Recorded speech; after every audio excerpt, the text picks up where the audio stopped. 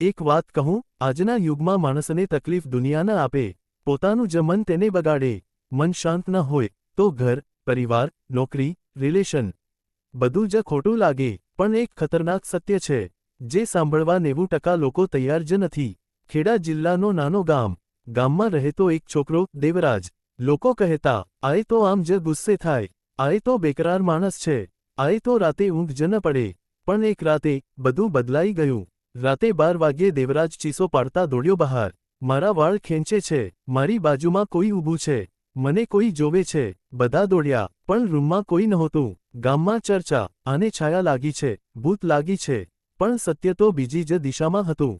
મંદિર પાસેના જ્ઞાનીબાપાએ દેવરાજને બોલાવ્યો. એ બોલ્યા, ભૂત ક્યાંય નથી, જે તારી પાછળ ઊભું રહે છે ને, એ તારો જ અશાંત મન છે. બધા હેબતાઈ ગયા. દેવરાજ તો સાણું થઈ ગયો. જ્ઞાની બોલ્યા, ડર, ચિંતા, ભય બધું મનનું જ સ્વરૂપ છે. જ્ઞાનીએ 3 નિયમ આપ્યા. 1. દરરોજ 10 મિનિટ સંપૂર્ણ શાંતિમાં બેસવું. 2. ગુસ્સો આવે તો એક શબ્દ ન બોલવો, ફક્ત ઊંડો શ્વાસ. 3 દિવસમાં એક માણસને મદદ કરવી. 3 દિવસ ફાયદો નહીં, 5 દિવસ કંઈ ફેરફાર નહીં.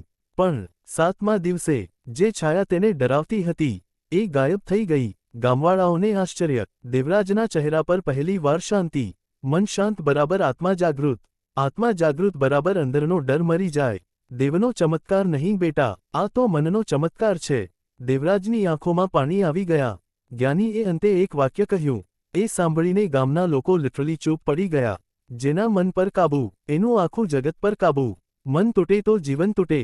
મન શાંત થાય તો તૂટેલું જીવન પણ શાનદાર બની જાય. દેવરાજનો ડર ગયો, ચિંતા ઓગળી ગઈ, રાતો શાંત થઈ ગઈ. આજ એ લોકો કહેતા ફર્યા કરે છે, મન શાંત તો જીવન શાનદાર.